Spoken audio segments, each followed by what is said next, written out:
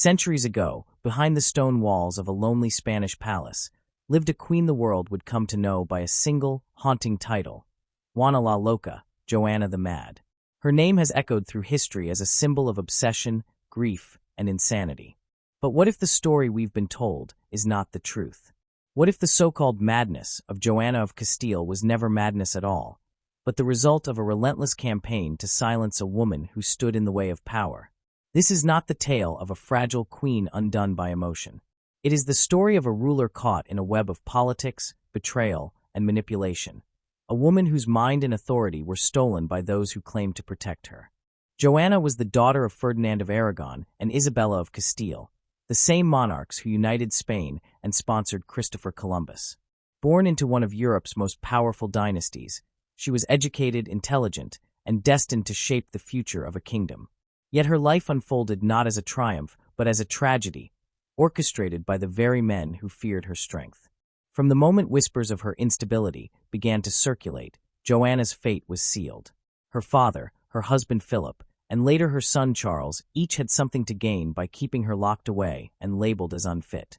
The story of her life reveals how easily truth can be twisted when written by those who hold authority. She was not a madwoman. She was a queen stripped of her voice, confined for more than half a century while her name and title were used to legitimize an empire. But Joanna's spirit never broke. Behind the walls of Tordesillas, she preserved her dignity, her intelligence, and her claim to the crown. She survived betrayal, grief, and isolation longer than any of her captors. Her endurance, once mistaken for madness, now stands as a symbol of defiance and strength. Modern historians have begun to re-examine her life, uncovering letters and records that reveal not a deranged mind, but a woman ahead of her time, a queen who dared to think, feel, and resist in a world that allowed her neither freedom nor respect. In this video, we'll peel back the layers of myth and explore the truth behind Joanna's story. We'll look at the political motives that turned a capable ruler into a prisoner, the love that became her undoing, and the silence that hid her power for generations. Her tale is more than history. It's a reflection of how narratives are shaped, how women's voices are suppressed, and how truth can survive even centuries of distortion. Welcome to our channel, Words of Time, and in this video, we'll uncover the untold story of Joanna of Castile, the queen history called mad, but who may have been far more sane than the world that betrayed her. The story of Joanna of Castile is one of the most heartbreaking and politically charged tragedies in European history. Known later as Joanna the Mad, she was born into one of the most powerful royal families of her time, yet she spent most of her life as a prisoner, stripped of her authority and isolated from the world. The reasons behind this downfall were not rooted in insanity, as legend often claims, but in the ambitions and manipulations of those closest to her. Her father, Ferdinand of Aragon, and her husband, Philip of Habsburg, both used the accusation of madness as a tool to remove her from power. Their political ambitions clashed with her legitimate claim to the thrones of Castile and Aragon, and their actions shaped the image of a woman whose name would forever be tied to supposed insanity rather than injustice. Understanding how whispers of instability grew into a weapon of control reveals not only a personal tragedy, but also the harsh political realities of early modern Europe. Joanna was born in the late 15th century as the third child of Isabella of Castile and Ferdinand of Aragon, two monarchs who had united their kingdoms through marriage and had transformed Spain into a formidable power. From her earliest years, she was educated in languages, philosophy, and theology, receiving one of the finest educations of her age. Her upbringing reflected her parents' broader ambitions to secure their dynasty's dominance across Europe. Joanna's marriage was not arranged for love, but for strategy.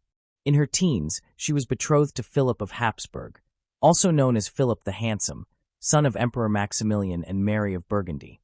This union was intended to strengthen Spain's ties to the Habsburg Empire, positioning their offspring to rule over a vast European realm. Joanna's role was therefore crucial to the political ambitions of her parents, and from the beginning, her personal desires mattered less than the alliances her presence could secure. When Joanna arrived in Flanders to marry Philip, she was thrust into a very different cultural and political world. The Burgundian court was known for its sophistication and extravagance, but also for its intrigue and competition for influence. Philip, admired for his charm and appearance, was also known for his vanity and infidelity. Joanna's passion and devotion, which might have been virtues in another marriage, were seen as emotional instability in the eyes of those around her.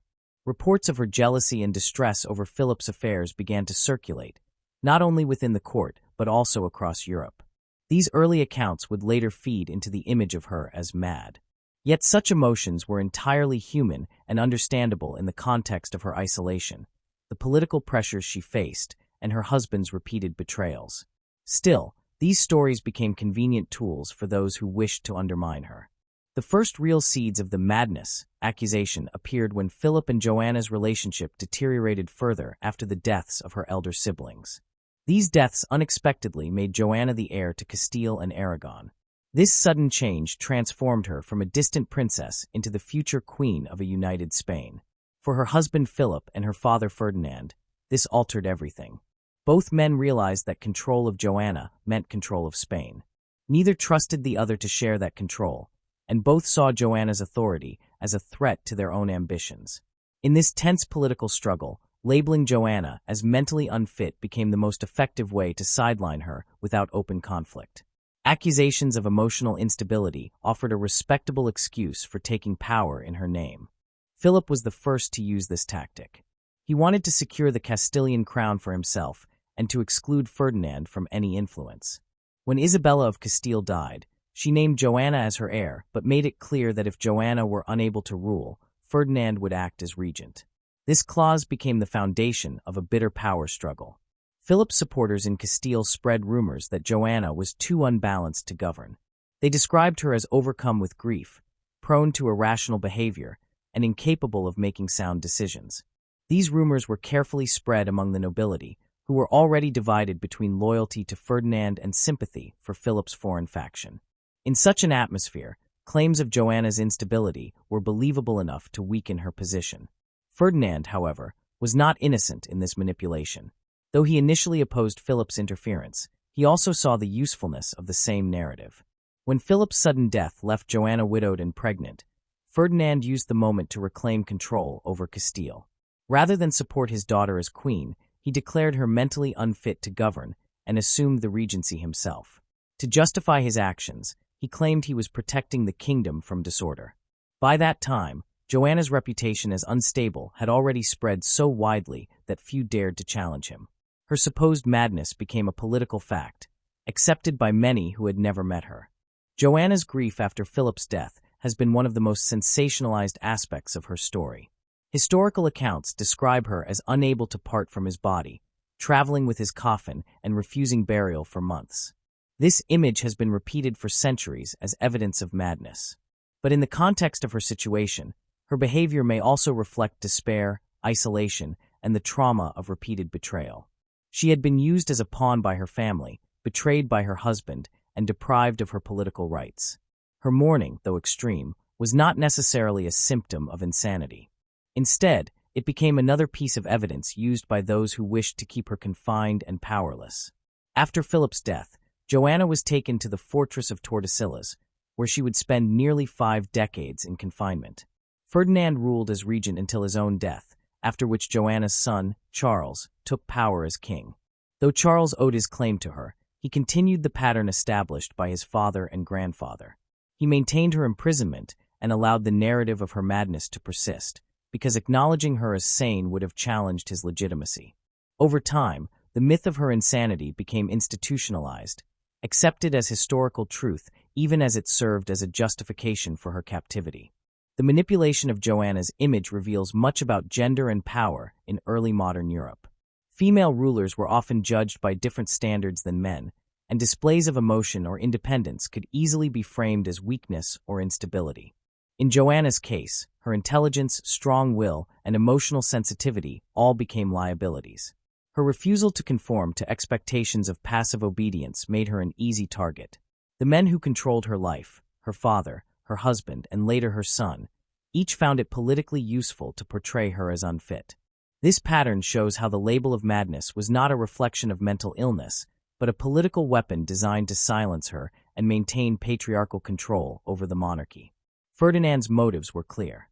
After Isabella's death, he feared losing influence in Castile, which was wealthier and more populous than Aragon. By declaring Joanna unfit, he could continue ruling Castile as regent and preserve the unity of his realm. For him, power outweighed paternal affection. He portrayed himself as a guardian, protecting the kingdom from chaos, but in truth, he was securing his dominance. Philip's motives, though different in origin, were equally self-serving. As a foreign prince, he needed to gain acceptance among Castilian nobles, many of whom viewed him with suspicion. Spreading doubts about Joanna's mental stability gave him a way to present himself as the rational and capable partner in their marriage, deserving of authority in her place. The manipulation of her reputation served both men, even though they were rivals. The pattern of betrayal continued into the next generation. When Charles became king, he faced the challenge of uniting Spain and managing the vast Habsburg Empire he had inherited. His legitimacy rested partly on his descent from Joanna, yet he could not risk her reappearance as a symbol for opposition movements. At various times, rebels invoked her name as the rightful sovereign, using her imprisonment as a rallying cry. To prevent this, Charles ordered that she remain secluded in Tordesillas, cut off from political affairs and even from most of her family. Guards and servants reported her every word and action, often exaggerating minor eccentricities to reinforce the narrative of her madness. These reports kept the illusion alive and justified her continued isolation. In reality, she was more a political prisoner than a lunatic. Life in confinement broke her spirit, but did not destroy her dignity. Contemporary records show that Joanna maintained her religious devotion, continued to correspond occasionally, and even protested her imprisonment in writing. However, her voice was deliberately silenced.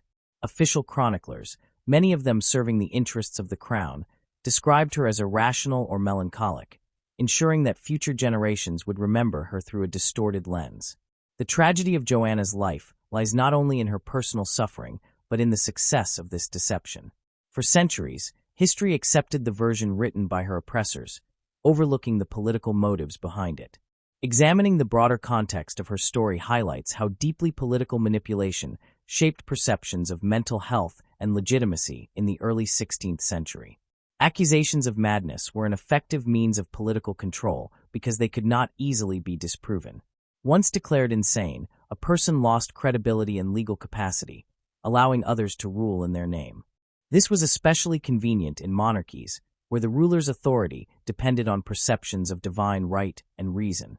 In Joanna's case, the label of madness erased her sovereignty and allowed her relatives to claim power without open rebellion. It also provided moral cover for their actions, framing their betrayal as concern for her welfare. The contrast between Joanna's treatment and that of male rulers accused of instability is also striking. Kings who showed cruelty, paranoia, or erratic behavior were often tolerated or even admired as strong leaders, while Joanna's emotional distress was pathologized. This double standard reveals the gender bias that defined early modern politics. Women who displayed autonomy were seen as threats to the natural order, and their authority had to be justified through male guardianship. Joanna's downfall therefore symbolizes more than a personal tragedy. It reflects the structural inequality that shaped the lives of women in power. Ferdinand's control over Joanna's image extended even after his death. He ensured that official records and correspondence emphasized her unfitness to rule, cementing his regency as legitimate. When Charles inherited the throne, he maintained this narrative to preserve political stability. The result was that Joanna's name became synonymous with madness, while the real causes of her downfall, ambition, manipulation, and greed, were obscured. Her story was rewritten to serve dynastic interests, transforming a victim of betrayal into a cautionary tale about female weakness. Only much later did historians begin to reassess the evidence and question whether Joanna was truly insane. Modern research suggests that her so-called madness was likely a combination of emotional suffering and deliberate political defamation. The tragedy of Joanna's life also illustrates how personal relationships within royal families were inseparable from politics. Her marriage, her grief, and her confinement were all exploited for political ends. There is no clear boundary between the private and public in her story. Every emotion she expressed became political ammunition. The betrayal she suffered was not just from her enemies, but from those who should have protected her. Her father's cold pragmatism and her husband's opportunism left her isolated in a world that valued power more than loyalty. Even her son, who owed his position to her, chose to preserve the fiction of her madness to protect his reign. In this sense, Joanna's tragedy is the story of a woman erased by the ambitions of men. Her confinement in Tordesillas became both a prison and a symbol. The fortress represented the limits of her freedom, but also the moral corruption of those who put her there. Visitors occasionally described her as quiet, devout, and dignified, contradicting official claims of insanity. Yet these accounts were overshadowed by the dominant narrative maintained by the crown. Over the decades, the image of the Mad Queen hardened into legend, shaping how she was remembered in history, literature, and art. The real Joanna, the educated princess, the rightful queen, the betrayed woman, was forgotten beneath layers of myth. It is important to understand that Joanna's imprisonment was not an isolated case, but part of a broader pattern in European monarchies. When rulers became inconvenient or threatened the balance of power, they were often removed under the guise of incapacity. What makes Joanna's case particularly tragic is that her supposed madness became her permanent identity. Even after her death, the title, the Mad, followed her, reducing a complex life to a single word. This erasure of truth reflects the lasting power of political propaganda. The narrative constructed by Ferdinand and Philip achieved what they intended. It justified their usurpation and prevented her from ever reclaiming her authority. Over time, the myth of Joanna's madness served other purposes as well. Later generations used it to explain the turbulent history of Spain, to romanticize her suffering, or to illustrate the dangers of passion and grief. In doing so, they often ignored the political realities that caused her downfall. Only modern historical scholarship, examining original documents and correspondence, has begun to restore her humanity. These studies suggest that while Joanna may have experienced emotional distress, understandable given her losses and confinement, there is little evidence of clinical insanity. Instead, her so-called madness was a convenient fiction, maintained by those who benefited from it. Joanna's story also forces us to reconsider how history defines legitimacy and truth. Her official portraits, written under royal supervision, present her as silent and passive, reflecting the narrative of a woman unfit to rule. Yet the surviving letters attributed to her show intelligence, piety, and awareness of her situation. She understood that she had been betrayed, but lacked the means to resist. Her imprisonment was not the result of divine punishment or mental collapse, but of political calculation. This understanding changes how we view the early Spanish monarchy itself. The unity and strength of the Spanish crown, often celebrated as a national achievement, were built in part on the suppression of its rightful queen. In the end, Joanna of Castile's life embodies the intersection of power, gender, and perception. Her supposed madness was less a personal flaw than a mirror reflecting the fears and ambitions of the men around her. Ferdinand used it to extend his authority beyond his rightful term. Philip used it to elevate himself above his wife and secure a crown. Charles used it to stabilize his empire and suppress dissent. Each of them claimed to act in her best interest, yet each betrayed her for personal gain. The result was a lifetime of imprisonment for Joanna and a legacy distorted by lies. She died still a prisoner, after decades of isolation, her name remembered only as a warning rather than as a victim of injustice. Yet through the lens of modern understanding, her life stands as a powerful reminder of how easily truth can be rewritten by those in power. The whispers that began as court gossip grew into a narrative that shaped centuries of history. Joanna's supposed madness was not an illness, but a political invention, one that destroyed her freedom and defined her memory. Her tragedy lies in the success of that invention, which turned a living queen into a symbol of instability to justify betrayal. When we strip away the myths and look at the evidence, Joanna of Castile emerges not as the mad queen of legend, but as a woman wronged by ambition, grief, and manipulation. Her downfall was not caused by her mind, but by the calculated actions of her father and husband, whose need for control outweighed their loyalty to truth or family. The label of madness, once applied, became impossible to remove, and it sealed her fate for the rest of her life. Her imprisonment was the physical expression of a larger betrayal, the silencing of a legitimate ruler in favor of political expedience. In understanding her story, we are reminded of the cost of such manipulation, not only to one woman but to the idea of justice itself. The story of Joanna of Castile cannot be understood without examining her relationship with Philip of Habsburg. Their marriage was the center of her emotional world and the spark that ignited both her deepest happiness and her greatest suffering. What began as a political union evolved into an intense and often painful bond that shaped the course of her life. To understand Joanna's later despair, one must first understand the passion that defined her connection with Philip and the cruel disillusionment that followed.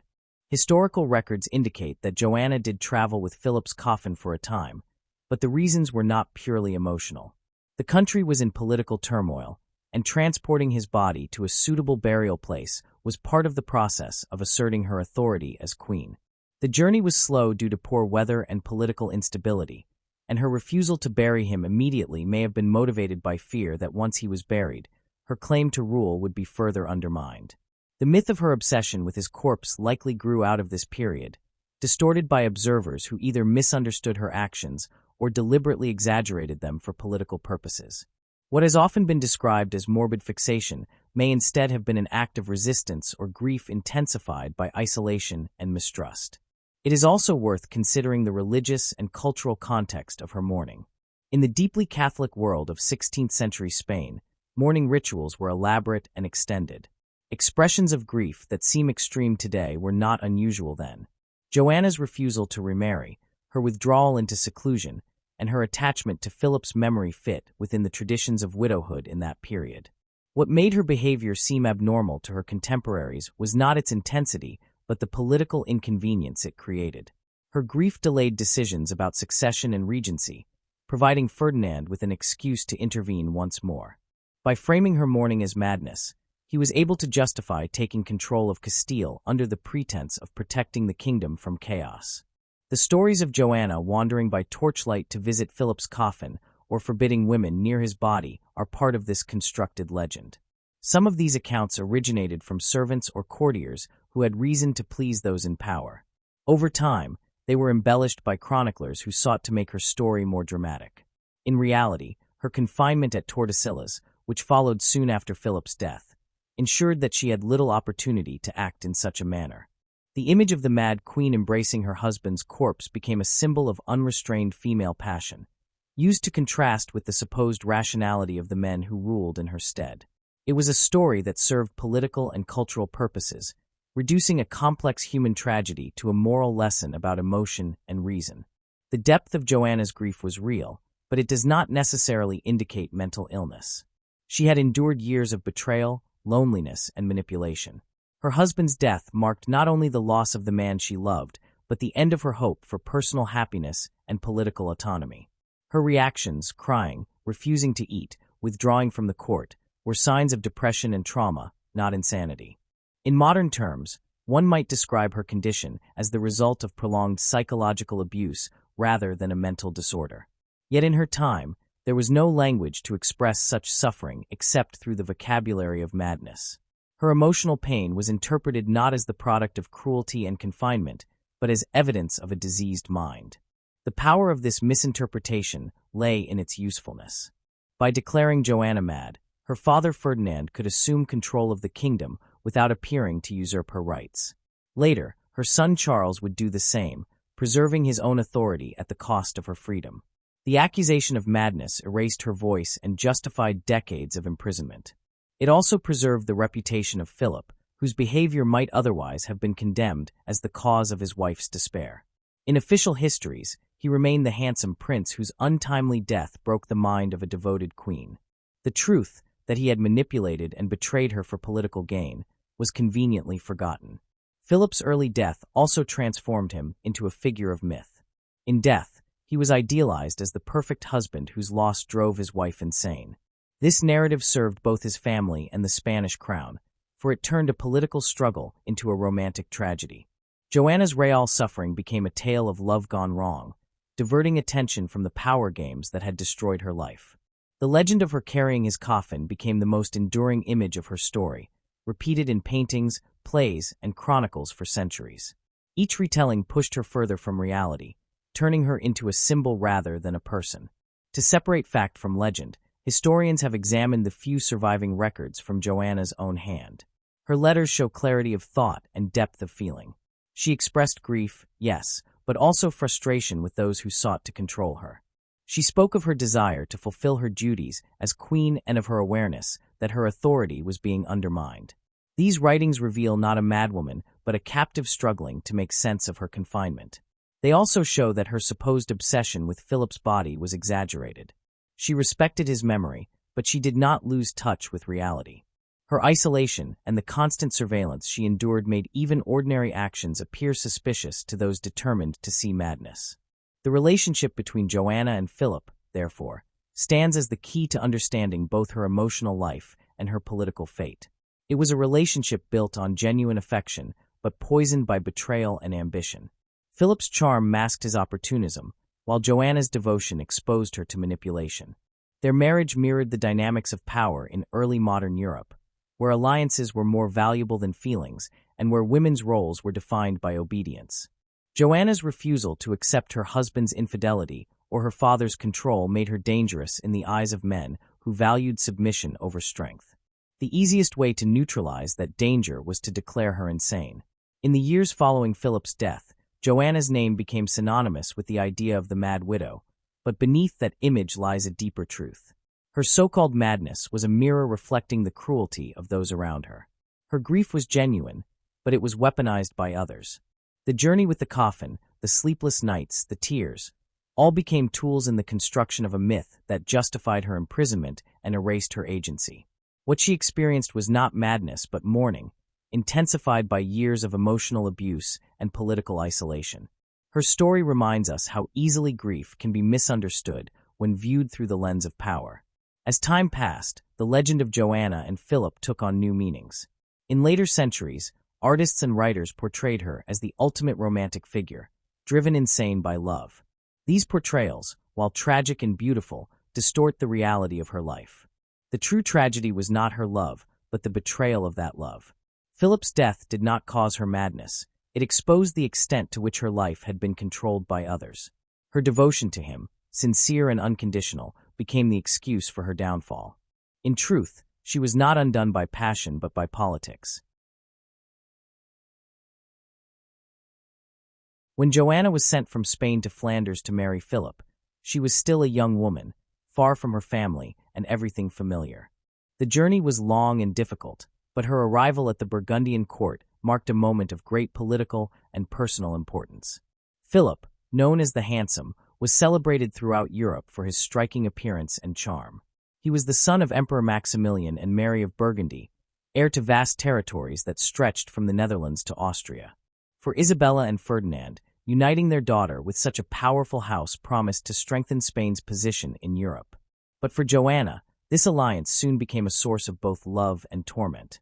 From the first meeting, accounts suggest that there was genuine attraction between Joanna and Philip. Unlike many royal marriages of the time, theirs began with mutual desire. Witnesses described their eagerness to be together, and reports from the Burgundian court tell of a wedding night that reflected intense passion rather than duty. Joanna, raised in a strict and religious environment, experienced in Philip a kind of freedom and affection that overwhelmed her. Yet, this same passion would soon turn against her, for it made her vulnerable to jealousy, heartbreak, and manipulation. Philip was not a man of constancy. He had grown up in a court where flirtation and gallantry were daily rituals, and his temperament was driven more by vanity than loyalty. He enjoyed being admired, and his good looks drew the attention of many women. Joanna's love, absolute and consuming, clashed with his restless nature. What she saw as devotion, he interpreted as possessiveness. What she expressed as love, he dismissed as irrational emotion. As a result, their marriage quickly became a battlefield of affection and betrayal. Letters and reports from the time describe Joanna's increasing distress over Philip's infidelities. She confronted him publicly, argued with his mistresses, and expressed her pain in ways that those around her found shocking. Yet such reactions, while intense, were not evidence of madness. They were the natural responses of a young woman betrayed by the man she loved, trapped in a foreign land, and surrounded by courtiers who sided with her husband. Her isolation deepened as Philip and his advisors began to portray her as unstable, a narrative that would later be used against her politically. Every emotional outburst, every tear, became part of the record that would later condemn her as unfit to rule. The contrast between Joanna's emotional sincerity and Philip's cold calculation was striking. He saw marriage as a political instrument. She experienced it as the center of her identity. Her devotion to him was total. Despite his cruelty and infidelity, She sought reconciliation repeatedly, forgiving him again and again. Her love was not the idealized devotion of romantic tales, but a desperate need for connection in an environment that offered her no support. She had been raised to believe that obedience and loyalty to her husband were sacred duties, and even when he humiliated her, she clung to the idea that preserving their bond was her responsibility. This combination of cultural expectation and emotional dependency made her vulnerable to manipulation. As time passed, the marriage became not only a source of personal suffering, but also a political stage. When Joanna's older siblings died, she unexpectedly became the heir to the Spanish throne. Philip, realizing that his wife would inherit one of the richest kingdoms in Europe, saw a chance to expand his power. He began to assert his authority more aggressively, demanding that he be recognized as king in his own right. Joanna's love for him, once her strength, became a weapon he could use against her. By casting her as unstable, he positioned himself as the rational partner, capable of ruling in her place. This tactic was both cruel and effective, as it exploited her emotional vulnerability and turned her private pain into public scandal. The birth of their children did little to heal the rift between them. Joanna bore him several heirs, including the future Emperor Charles, but even motherhood did not shield her from his neglect. Philip's attention was divided between his political ambitions and his numerous affairs. He spent long periods away from her, leaving Joanna anxious and despondent. When she confronted him or demanded fidelity, he accused her of being irrational. The courtiers loyal to him repeated these claims, spreading rumors that the Spanish princess was losing her mind. These whispers, which began as private gossip, would later form the basis for the legend of her madness. One of the most telling aspects of their relationship is how quickly love turned into obsession. Joanna's emotional dependence on Philip intensified with each betrayal. She could not bear the idea of losing him, yet his actions constantly threatened that loss. Her jealousy, while understandable, was viewed by others as hysteria. The double standard was clear. Philip's infidelity was excused as a sign of virility, while Joanna's distress was condemned as madness. In the patriarchal society of the time, a woman's emotional expression was often pathologized, especially if it challenged male authority. Thus, her very humanity became the foundation of her destruction. When Isabella of Castile died, Joanna's political status changed dramatically. She was now Queen of Castile, and Philip saw his opportunity to seize power. He manipulated her image further, presenting her as too emotional and unstable to govern. He courted the Castilian nobles, promising them rewards in exchange for support, and began to rule in her name. Joanna resisted, asserting her rights as queen, but her protests were dismissed as further proof of mental imbalance. The same passion that had once made her a devoted wife now made her appear defiant and irrational in the eyes of those who wished to silence her. The final act of their relationship came with Philip's sudden death. He died unexpectedly after only a few months as king, leaving Joanna widowed and pregnant. His death devastated her, not only because she loved him, but because it shattered the last illusion she had clung to. The man she had devoted her life to, who had caused her so much pain, was gone, and with him disappeared the fragile link between her personal and political identity. Her grief was profound, but it was also misunderstood and exaggerated by those around her. Reports of her carrying his coffin from place to place, refusing burial, and sleeping beside it have long been cited as proof of madness. Yet the reality, when examined closely, is far more complex. The legacy of their relationship endures because it speaks to universal themes of love, loss, and power. Joanna's obsession, as history calls it, was in fact the desperate expression of a woman who had been silenced, confined, and denied justice. Her love for Philip was both her greatest strength and her ultimate vulnerability. It humanized her in a world that valued calculation over emotion, but it also provided the means for her enemies to destroy her reputation. The myth of Joanna the Mad and Philip the Handsome endures, but behind the myth lies the story of a woman whose grief was transformed into a weapon, whose heart was used to justify her imprisonment, and whose love, rather than her mind, defined the course of her tragic life. Joanna of Castile's story, long overshadowed by the myth of her madness and her tragic love for Philip, does not end with her grief. Beneath the layers of myth and manipulation lies a woman who possessed remarkable strength and intelligence, even when stripped of her freedom. The decades that followed Philip's death were not only a tale of confinement, but also a quiet struggle for dignity and recognition. Far from being a passive victim, Joanna demonstrated subtle but real forms of resistance against the powerful men who sought to erase her authority.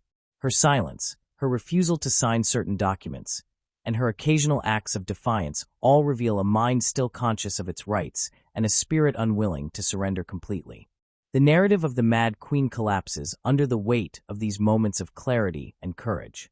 After Philip's death, Joanna's father, Ferdinand of Aragon, wasted no time in reclaiming political control. He declared himself regent of Castile, claiming that his daughter was too mentally unstable to rule.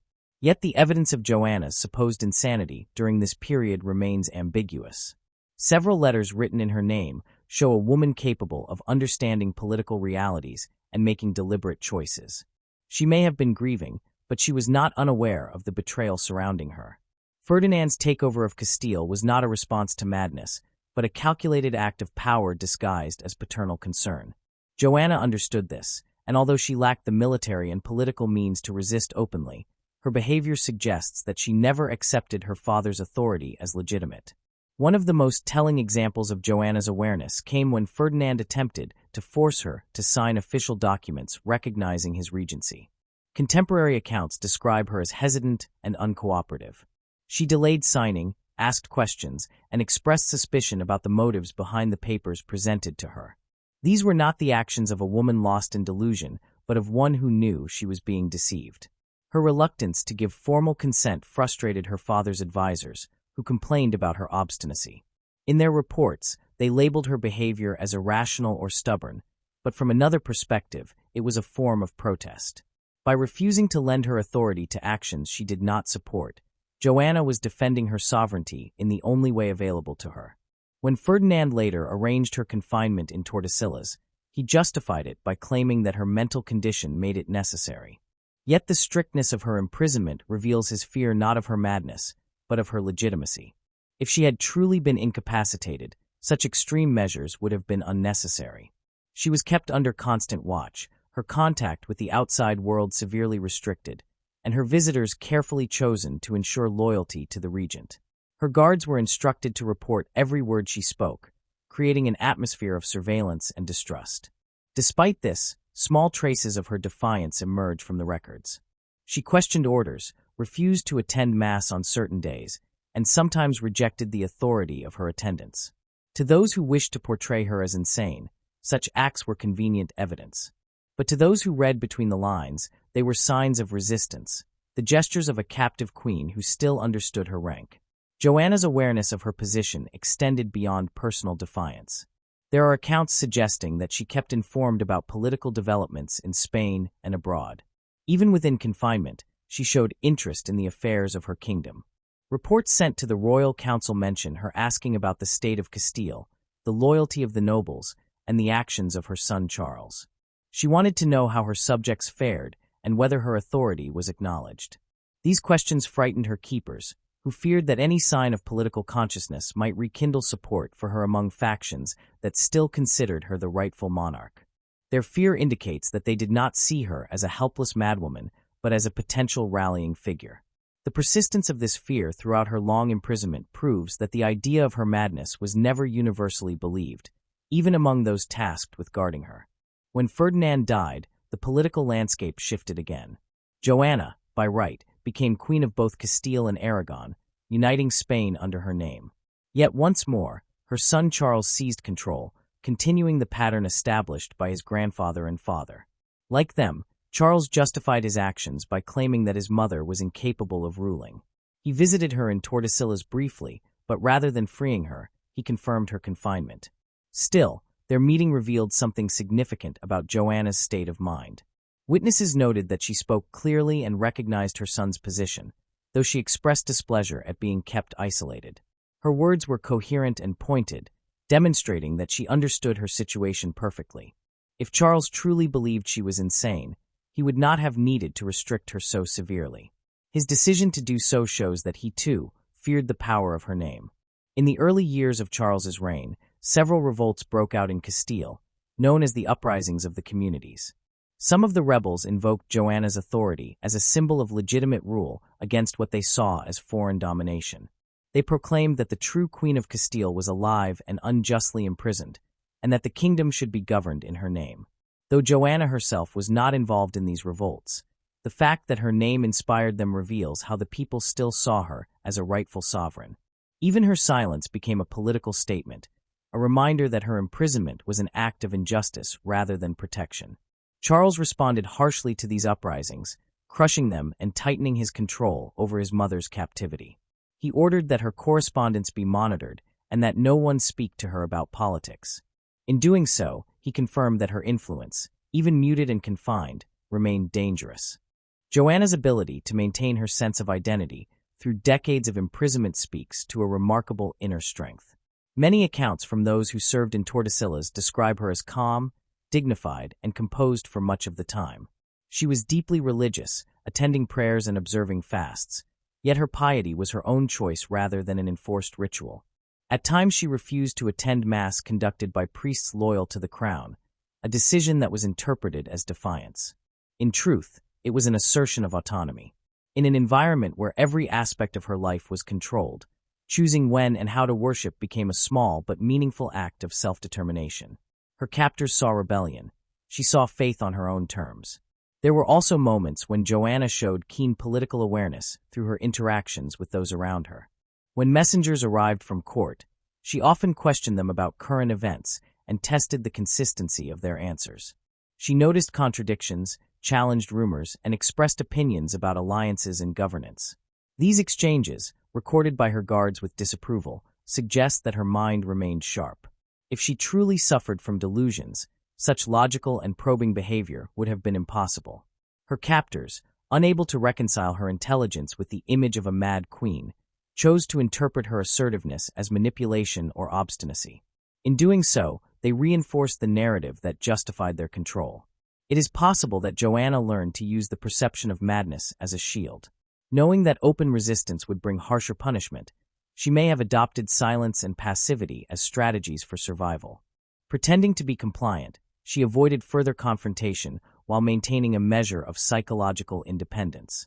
Some historians have speculated that her apparent withdrawal from reality was not madness, but self-preservation, a way to endure decades of isolation without losing her sense of self. When stripped of all political power, silence can become its own form of rebellion. By refusing to play the role expected of her, Joanna defied her oppressors in the only way she could. Her case challenges the notion that madness and sanity are easily separated in historical interpretation. The reports that labeled her unstable were written by men with vested interests in keeping her confined. None of them could be considered objective observers. Their descriptions of her behavior often contradict one another. One day she is described as calm and reasonable, the next as incoherent and violent. These inconsistencies reflect not her mental state, but the political needs of those recording them. Whenever her captors needed justification for continued imprisonment, her supposed episodes of instability conveniently reappeared. When no immediate political threat existed, she was portrayed as peaceful and pious. This pattern exposes the manipulation behind the entire narrative of her madness. Joanna's story also reveals the broader dynamics of gender and power in her time. A woman who displayed emotion or independence was often labeled as unbalanced, while male rulers could act with cruelty or irrationality without losing their authority. In Joanna's case, her intelligence and determination threatened the patriarchal order. Her refusal to submit completely, her insistence on her royal title, and her awareness of injustice made her dangerous in a world that demanded female obedience. The label of madness served as a convenient solution. It neutralized her authority while preserving the appearance of lawful governance. She was silenced not because she was insane, but because she refused to conform. Even within confinement, Joanna found ways to express her dignity.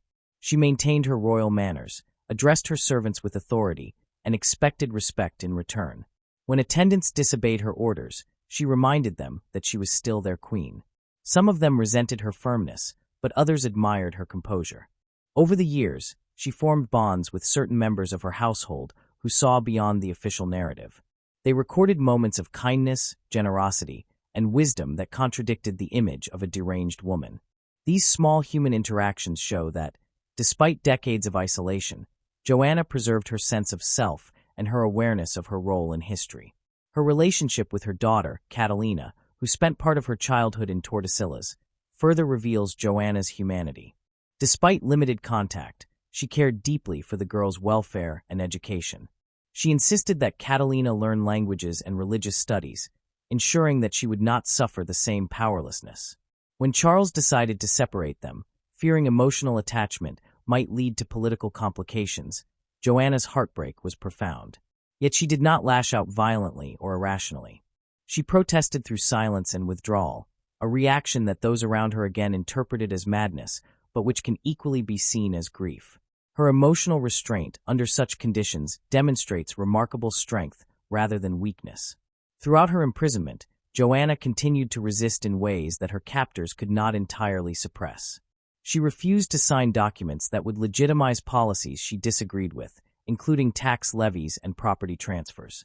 Even when pressured or deceived, she showed an understanding of the consequences of her signature.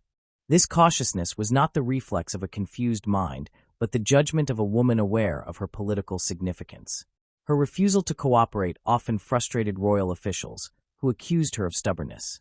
Yet her resistance prevented them from using her name to justify unpopular decisions, preserving a trace of her sovereignty even in captivity. As the years passed, her confinement became less political and more symbolic. She was a living reminder of the crimes committed to establish Habsburg power in Spain. To the outside world, she was the tragic Mad Queen, but within the walls of Tordesillas, she remained the rightful monarch, her mere existence a silent accusation. Even in her final years, weakened by illness, she retained moments of clarity and dignity. Witnesses described her as reflective and calm, still praying for her family and her country. Her death marked the end of an era, but the legend of her madness outlived her by centuries, continuing to shape perceptions of her reign. Reconsidering her life through the evidence that survives, it becomes clear that Joanna of Castile was far more than the figure of pity that history has made her. She was a woman of intelligence and resilience, trapped in a system that used gender and psychology as tools of control. Her defiance, though often subtle, reveals a political acumen that her contemporaries sought to deny. She understood that her captivity served political ends, and she resisted by withholding consent, questioning authority, and preserving her dignity. These acts, though small in scale, constitute a quiet form of power, the power of endurance against injustice. The idea that her madness may have been, at times, a conscious or semi-conscious strategy cannot be dismissed. Feigning confusion or detachment might have allowed her to avoid confrontation and survive under unbearable conditions. In a world where resistance could lead to death, appearing harmless ensured her survival. Whether deliberate or instinctive, her behavior allowed her to outlive those who betrayed her. By the time she died, her father, husband, and even many of her enemies were long gone. Her survival itself was a kind of victory, though history has rarely recognized it as such. Her life challenges historians to question the sources of power and the narratives that define it. Joanna was deprived of armies, ministers, and freedom, yet her name alone carried enough legitimacy to threaten kings. Her supposed madness, whether real or exaggerated, became the instrument through which others ruled. Yet the persistence of her story and the modern re-examination of her life shows that her voice was never entirely silenced. The truth, long buried beneath propaganda and legend, continues to emerge, a truth of a woman who endured betrayal with strength and whose supposed frailty concealed a profound moral and political courage. Joanna of Castile's unseen power lay in her endurance and her awareness. Her captors sought to erase her, yet her story endured precisely because they feared her. Her defiance was not loud or violent, but steady and unwavering. She refused to be what they claimed she was, and in doing so, she preserved a fragment of her sovereignty. Her life forces us to reconsider what power means. Not only the power to rule, but the power to resist, to endure, and to remain oneself in the face of total domination. Joanna's tragedy was that her wisdom and resilience were interpreted as madness. Her triumph is that, centuries later, her silence still speaks louder than the lies that sought to define her. The death of Joanna of Castile closed one of the most painful chapters in Spain's royal history, but her influence did not end with her life. Even confined, she had remained the lawful queen for more than half a century, a fact that shaped every reign that followed. Her name appeared on official documents, coins, and proclamations long after she was deprived of all real authority. The monarchy could not erase her, for her title legitimized the power of those who ruled in her stead. This strange coexistence of visible absence and symbolic presence defined Spain's political landscape during the rise of her son Charles, later known as the emperor who presided over one of the largest empires the world had seen. Behind that rise, however, lay the shadow of a mother silenced and a crown seized in her name. The long imprisonment of Joanna was not only a personal tragedy, but also a political act that reshaped the structure of Spanish rule. When her father Ferdinand and later her son Charles claimed authority over Castile and Aragon, they did so by presenting themselves as protectors of a queen deemed incapable of governing. This justification allowed them to unite the crowns of Spain under a single monarch, while avoiding open rebellion against legitimate succession. In effect, Joanna's captivity became the legal and moral foundation of Spain's emerging empire. Her continued existence, locked away in Tordesillas, ensured that all royal acts carried a veneer of legitimacy. The paradox was cruel. The very person whose rights had been usurped became the instrument by which usurpation was disguised. Charles's ascension to power was deeply shaped by the circumstances of his mother's imprisonment. When he inherited the crown, he inherited also the fragile balance between appearance and authority that her confinement represented. His legitimacy depended on maintaining the fiction that his mother was unfit to rule. To release her or acknowledge her competence would have cast doubt on the legality of his own rule. Therefore, he had no choice but to continue the narrative that Ferdinand had begun. Joanna's supposed madness became a political necessity that transcended her lifetime. Every decree, every diplomatic correspondence that bore her name reinforced the contradiction that sustained the monarchy, a living queen who ruled only in theory. This contradiction influenced the evolution of the Spanish monarchy in profound ways. It established a pattern of centralization and secrecy, where the crown justified absolute control by claiming the need for stability. The example of Joanna, portrayed as the embodiment of chaos and disorder, served as a warning against divided authority. The message was clear: emotional weakness, dissent, or any challenge to the monarch's control could threaten the unity of the realm. This lesson was absorbed by Charles and passed down through generations of rulers who prioritized consolidation over consultation. In many ways, Joanna's forced silence helped create the culture of autocracy that would define Spain's imperial era. The emotional cost of this transformation was equally significant. Joanna's confinement became a symbol of sacrifice used to glorify the state. Court chroniclers and church officials depicted her as a tragic figure whose suffering was necessary for divine order. In this version of history, her madness was both punishment and redemption, illustrating the dangers of passion and the virtue of submission. Such interpretations turned her life into moral propaganda. The image of a queen undone by love and emotion suited a patriarchal world eager to portray women as unstable when given power. Her story was retold as a cautionary tale for future queens and noble women. Ambition and affection, when unrestrained, led to ruin. Through this distortion, her humanity was stripped away, replaced by myth. Yet even within the myths, traces of her influence survived. Her name remained synonymous with legitimacy, a reminder that dynastic continuity flowed through her bloodline. Without her, Charles could not claim to rule Castile, nor could his descendants justify their inheritance. Every royal decree that invoked her name, however reluctantly, acknowledged the authority that her captors had tried to suppress. The irony was profound. The more the monarchy sought to erase her, the more it depended on her existence. Her legacy was written into the fabric of Spanish governance, whether the rulers liked it or not. As Charles expanded his dominions and projected Spain's power across Europe and the Americas, the ghost of his mother's story lingered. Her fate became a subject of quiet reflection among courtiers and chroniclers, though most avoided questioning the official narrative. A few, however, hinted at unease. They recognized that a monarchy built on the silencing of its rightful queen carried a moral burden. Some churchmen saw in her long imprisonment a kind of martyrdom, not of faith but of conscience. She had endured decades of isolation without rebellion or confession of guilt, maintaining a dignity that unsettled those who justified her captivity. Even those who called her mad sometimes admitted that she showed moments of remarkable clarity and grace. Her captivity also influenced how Spain's rulers dealt with dissent within their empire. The fear of division and instability, reinforced by the memory of Joanna's supposed madness, led to stricter control over the provinces and colonies. Authority became centralized, and loyalty to the crown was elevated above local identity.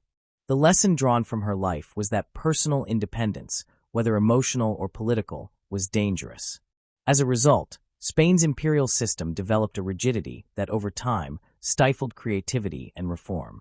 Joanna's loss of freedom became a metaphor for the empire's later struggles to adapt to change. In the centuries that followed, her story continued to be told, reshaped to fit new political and cultural needs. During the reigns of later monarchs, she was remembered as the pitiable queen whose madness justified the unity of Spain. Poets and playwrights romanticized her sorrow, turning her into a figure of tragic love. Painters depicted her as a beautiful widow clinging to the memory of her husband, symbolizing devotion carried to the edge of insanity. These portrayals reflected more about the times in which they were created than about Joanna herself. They turned her into a mirror through which society could explore its own anxieties about love, power, and female emotion. By focusing on her grief rather than her intelligence, these stories perpetuated the image that had served her captors so well. In the 19th century, as historians began to apply more critical methods, some scholars revisited the sources surrounding her life. They noticed inconsistencies in the accounts that had long been accepted as truth. Reports of her erratic behavior often came from officials directly dependent on Ferdinand or Charles, and their descriptions varied widely. Letters written by foreign ambassadors presented a different picture. A woman sorrowful but rational, isolated but aware of her surroundings. This contrast prompted the first doubts about the traditional narrative. The idea that her madness had been exaggerated or fabricated for political ends began to gain ground among serious historians. As modern scholarship developed, so did the understanding of the psychological and social pressures Joanna faced. Historians examined her life not as an isolated case, but as part of a broader pattern of how power was used against women in early modern Europe. They compared her treatment with that of other royal women whose influence threatened male authority, such as Mary Stuart or Anne Boleyn. The parallels were striking. Accusations of hysteria, questions of morality, and public humiliation served as tools to remove women from power without challenging the legitimacy of monarchy itself. Joanna's story fit perfectly into this pattern, revealing how gender and politics intertwined in the creation of historical myth. Recent studies have gone even further, reinterpreting Joanna not as a passive victim, but as an active participant in her own survival. Psychologists and historians working together have suggested that her behavior during confinement, her silence, her selective cooperation, and her insistence on royal titles reflected a deliberate strategy of endurance. Far from being the actions of a madwoman, these may have been rational responses to extreme oppression. Such reevaluations have transformed her image from that of a tragic romantic figure to one of quiet resilience. She emerges not as the queen who lost her mind, but as the monarch who was denied her voice. This shift in understanding has also influenced how Spain views its own history. Modern historians in Spain have begun to recognize the injustice of her treatment and the distortions that followed. Museums, universities, and cultural institutions now present her story with greater balance, emphasizing her education, her administrative skills, and her awareness of state affairs before her confinement. Plays and films produced in recent years portray her as a complex woman torn between duty and emotion, rather than as a symbol of madness. Through this cultural rehabilitation, Joanna has begun to reclaim her place as a legitimate and capable ruler. The long-term impact of her imprisonment also reaches beyond national history into the broader question of how societies remember power and injustice.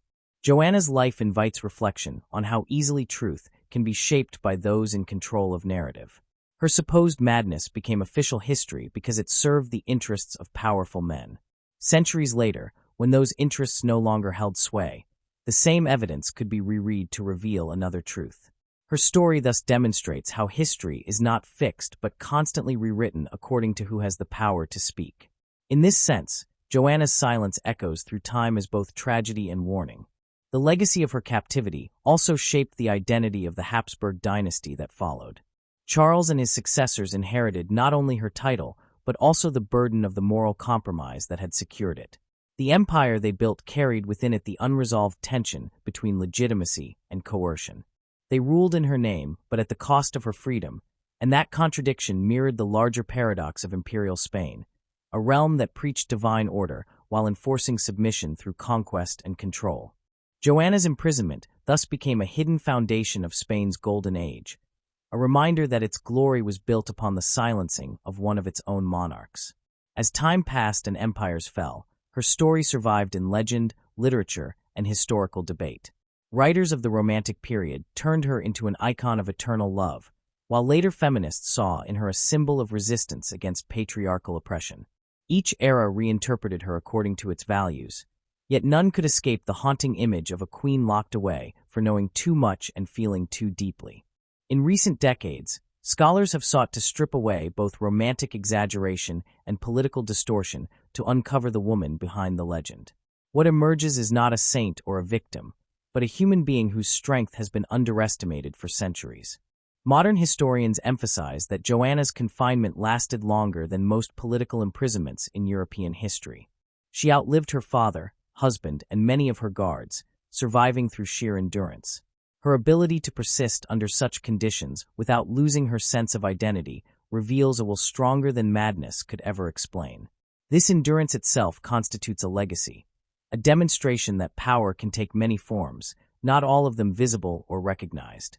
In her stillness and silence, she preserved a truth that time has finally begun to acknowledge. Her story also resonates with contemporary discussions about mental health, gender, and authority. The way her behavior was anthologized reflects a broader historical pattern in which emotional expression, particularly among women, was labeled as instability. By re-examining her life through modern understanding, historians not only restore her dignity, but also expose the mechanisms by which societies have marginalized women who defy expectations. Joanna's experience becomes more than a royal tragedy. It becomes a lesson in how the language of madness can be used to disguise the language of power. Today, the town of Tordesillas, where she spent most of her life, stands as both a monument to her suffering and a testament to her endurance. Visitors walk through the corridors where she once paced, reflecting on how a woman so long silenced can still command such attention. Exhibits dedicated to her life emphasize her education, intelligence, and political insight rather than her alleged insanity.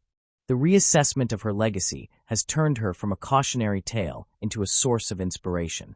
She represents not the dangers of passion, as earlier generations claimed, but the strength of conviction in the face of overwhelming control. In the final measure, Joanna of Castile's legacy lies not only in what she suffered, but in what she revealed about power itself. Her imprisonment exposed the fragility of political legitimacy and the ease with which truth can be manipulated. The rise of Charles, the consolidation of Spain's empire, and the shaping of its identity were all built upon her silence. Yet that silence has become, in retrospect, a voice. Through it, later generations have been able to question the narratives of authority that once seemed unquestionable. Her story endures because it speaks to universal human themes: betrayal, endurance, injustice, and the search for truth. Joanna's life teaches that history often belongs not to those who win, but to those who endure long enough to be remembered differently. The same chronicles that once condemned her now serve as evidence of her strength. The image of the Mad Queen is giving way to that of a wronged monarch who faced deceit and imprisonment with quiet resolve. Her transformation in modern understanding is itself a victory, one that restores balance to a story long tilted by politics and prejudice. The queen once locked away for her supposed madness has emerged as a figure of wisdom and warning. She reminds us that silence can conceal resistance, that patience can outlast oppression, and that truth, however delayed, can still be reclaimed. Her legacy, shaped by centuries of distortion, now stands as a testament to the resilience of truth against the machinery of power. Joanna of Castile, once dismissed as unfit to rule, has finally reclaimed her place as one of the most misunderstood yet significant monarchs in European history. Her unseen strength endures not only in the records of scholars, but in the moral conscience of history itself. Joanna of Castile's story does not end with her death or the long shadow cast by her imprisonment. It continues to echo in the ways we understand power, truth, and the treatment of those who do not fit within the limits imposed upon them by society. Her experience, once dismissed as an unfortunate episode of royal instability, has grown into a mirror reflecting how mental health, gender, and authority have been entwined across centuries. In her silence and endurance, Joanna left a lesson that reaches beyond the walls of Tordesillas and into the world we live in today. Her life, examined through the lens of modern understanding, becomes not only a historical study, but also a timeless commentary on human dignity, injustice, and the struggle for autonomy in a world determined to define and confine. When modern discussions turn to mental health, especially in relation to women and leadership, Joanna's story gains renewed significance. In her time, emotional expression was often interpreted as weakness or madness, particularly in women of status. A queen was expected to embody restraint, obedience, and composure, yet also compassion and moral authority. The moment she deviated from these ideals, she risked being labeled unstable. Joanna, who felt deeply and expressed her grief openly, defied these expectations. Her tears for her unfaithful husband and her anger at betrayal were seen not as natural reactions to loss and injustice, but as proof of her unfitness to rule. What today might be recognized as mourning or depression was, in the political language of her era, turned into a weapon against her. This transformation of emotion into evidence of madness reflects a pattern still visible in modern society. Women in positions of authority continue to face scrutiny not only for their decisions, but for their demeanor. A man's passion is often read as conviction. A woman's passion is still too often read as instability. Joanna's tragedy lies not only in her imprisonment, but in how her humanity was reinterpreted as madness. Her experience reminds us that the stigma surrounding mental health does not always arise from misunderstanding alone. It can also be a deliberate tool used to silence and discredit. Those in power, both in her time and ours, have often found it easier to dismiss a challenging voice by questioning its sanity rather than confronting its truth. To understand Joanna's enduring relevance, one must also understand how history itself is written. The story of her life, for centuries, came to us filtered through the pens of men who had every reason to preserve the image of a stable monarchy. Her father, her husband, and her son all benefited from the idea that she was incapable of rule. The chroniclers they employed did not write as neutral observers. They wrote to justify authority. Their words became the foundation of official history, shaping the way generations viewed Joanna. The repetition of this narrative across time solidified myth into memory. It took centuries for scholars to begin questioning those accounts, asking who wrote them, why they were written, and what voices were silenced in the process. This awareness has sparked a broader recognition that history is not merely a record of events, but a construction of perspective. The way Joanna was remembered reveals as much about those who told her story as it does about her. Her supposed madness, repeated endlessly by historians, priests, and artists, became a convenient emblem of female fragility and political danger. Yet when the sources are examined critically, a different image emerges. That of a woman trapped not by her mind, but by her circumstances, misunderstood because her emotions and intelligence threatened the structures that confined her. The act of re-examining Joanna's story is not just an academic exercise. It is an act of justice, reclaiming the humanity of someone whose truth was buried beneath centuries of distortion. In this sense, Joanna's story speaks to the importance of questioning dominant narratives in every field of human experience. Whether in politics, culture, or personal identity, those who control the narrative shape what is accepted as truth. The history of Joanna of Castile shows that truth is often the first casualty of power. Her father's justification for her imprisonment relied on controlling the story of her supposed instability. Her husband's claim to authority required the same lie. Her son's imperial ambitions were safeguarded by her continued silence. Each generation built upon the last, creating a structure of deceit that endured far longer than any of them. It was not until modern times, when historians began to privilege evidence over legend, that the edifice began to crack. Her story now stands as a reminder of how fragile official truth can be and how vital it is to question it. Joanna's experience also invites reflection on the cost of denying someone their voice. For more than half a century, she lived in isolation, her every word monitored, her opinions dismissed. She was allowed no freedom to express her thoughts beyond the narrow bounds set by those who feared her. And yet, through small acts of defiance, she continued to assert her identity. She refused to sign documents that violated her conscience. She maintained her title as queen even when it meant nothing in practice. She preserved her dignity when all dignity was meant to be stripped from her. These acts, though small in the eyes of her captors, represent the quiet resilience of a mind that refused to be broken. Her endurance gives depth to modern conversations about autonomy and agency, particularly for those whose lives are constrained by stigma or control. The modern understanding of mental health encourages empathy rather than condemnation, yet even today, stigma persists. Joanna's story warns that labeling someone as unstable or irrational can become a means of erasure. It can transform real suffering into an excuse for dismissal. Her imprisonment, justified in the language of protection and care, mirrors the way societies sometimes hide cruelty behind claims of benevolence. In contemporary terms, this can be seen in how mental health diagnoses are misused or misunderstood, often reinforcing prejudice rather than promoting understanding. Joanna's life forces us to confront this discomforting truth. The difference between care and control depends on who defines it and for what purpose. Her relevance extends beyond mental health to the broader question of how women's authority is perceived and remembered. Joanna's downfall was not only personal, it reflected a deep cultural anxiety about female power. The same culture that celebrated queens as symbols of virtue and motherhood could not tolerate them as rulers in their own right. When she asserted her authority, she became dangerous. When she mourned too visibly, she became hysterical. When she refused to yield, she became insane. Each label served to confine her within the limits set by men who feared her independence. Modern society, despite progress, still wrestles with similar contradictions. Women in leadership continue to navigate expectations that define strength as arrogance or emotion as weakness.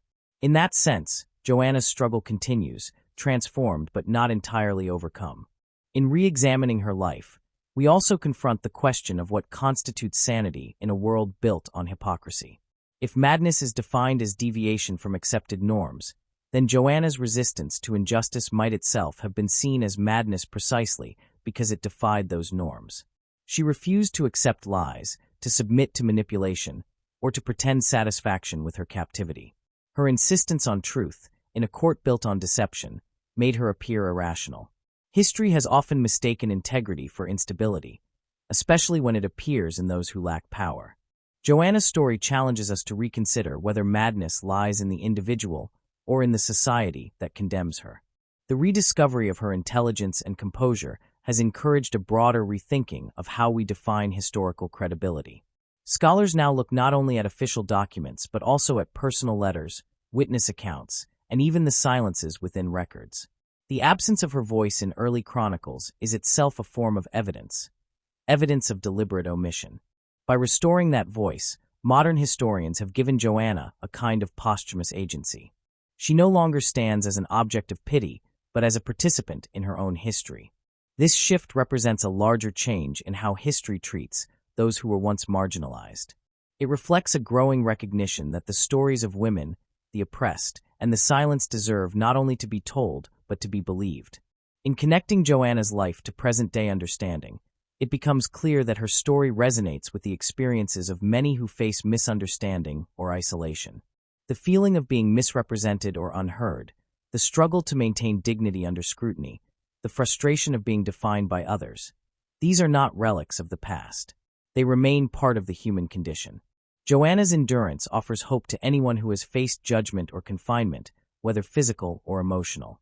She endured not by triumphing over her captors, but by refusing to let them define her completely. Her resilience, quiet and uncelebrated, reminds us that strength can exist even in silence. The importance of revisiting stories like Joanna's lies in their ability to challenge the moral complacency of official narratives. They remind us that history, when left unexamined, can perpetuate injustice long after the original act. In her case, centuries of repetition turned falsehood into fact. Only when historians questioned those assumptions did truth begin to reemerge. This process of rediscovery parallels modern movements for transparency and accountability in all forms of power. Whether in politics, media, or personal relationships, questioning the dominant story remains essential to justice.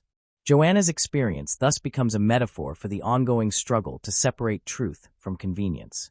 Looking beyond the sensationalized tales of the Mad Queen, we find a woman who still speaks to the moral conscience of history. Her life asks uncomfortable questions. What happens when a society confuses control with care? How much truth must be sacrificed to preserve power? And what does it mean to be sane in a world that rewards submission over honesty? These questions are not limited to the 16th century. They reach into every era where people are silenced for refusing to conform. Joanna's relevance lies in her refusal to vanish, in the persistence of her story despite efforts to bury it. In recent years, artists, writers, and historians have sought to give her a more nuanced voice. Novels and films inspired by her life now explore her intelligence and loneliness rather than her supposed instability. Plays present her as a woman caught between love and duty, reason and repression, faith and betrayal. These creative works do more than entertain. They restore balance to a history long skewed by bias. They invite audiences to see her not as a tragic figure of madness, but as a mirror reflecting the enduring struggle for identity and autonomy. Through these reinterpretations, Joanna becomes both a historical figure and a symbol, not of weakness, but of survival. Her story also invites reflection on the broader role of empathy in understanding the past. For too long, historical figures have been judged by the standards of their oppressors. To truly understand Joanna, one must look not through the eyes of those who imprisoned her, but through her own. Her sorrow, her anger, and her persistence make sense when seen as human responses to betrayal, not as symptoms of illness. This shift in perspective transforms her from a case study in instability to a lesson in endurance. It encourages us to extend the same empathy to those who, in our own time, are misunderstood or misrepresented. The bridge between her world and ours is built through that empathy. The lasting question is what kind of legacy a queen denied her reign can leave. Joanna ruled neither through armies nor decrees, yet her influence endures through the centuries as a challenge to the meaning of power itself. Her life shows that authority is not always measured by control, but sometimes by the courage to withstand injustice without surrendering one's self. She may not have ruled a kingdom, but she ruled her silence with grace. Her memory endures because it represents a truth stronger than the lies told about her. That human dignity cannot be destroyed by confinement, and that truth, however long delayed, cannot be erased. Her story urges us to look beyond the surface of history, beyond the official accounts and the convenient myths. It reminds us that every record is written by someone with a purpose, and that understanding the past requires more than reading. It requires questioning. The way Joanna was portrayed tells us as much about her society's fears as it does about her life. To see her clearly is to confront those fears of female power, of emotional honesty, of truth that cannot be controlled. In doing so, we not only reclaim her legacy, but also sharpen our awareness of how easily the same patterns can repeat. In the end, Joanna of Castile's relevance lies in the tension between what was said about her and what she actually lived. She stands as a warning against the dangers of unquestioned authority and the misuse of mental health narratives. Her endurance under isolation shows that resilience can exist even in silence. Her rediscovery by modern scholarship proves that truth, though delayed, can still emerge from centuries of darkness. And her life, stripped of myth, teaches that compassion and understanding are the most powerful tools we have to confront both past and present injustice. To look beyond the walls that confined her is to see the persistence of her humanity. Joanna's story continues to challenge the way we define sanity, power, and truth. It invites us to listen more carefully, to question more deeply, and to judge less quickly. In doing so, it bridges the distance between her world and ours. The queen once silenced by history now speaks to a generation more willing to hear her. Her enduring relevance lies in that voice, quiet, patient, and unbroken, reminding us that no wall, however thick, can contain the truth forever.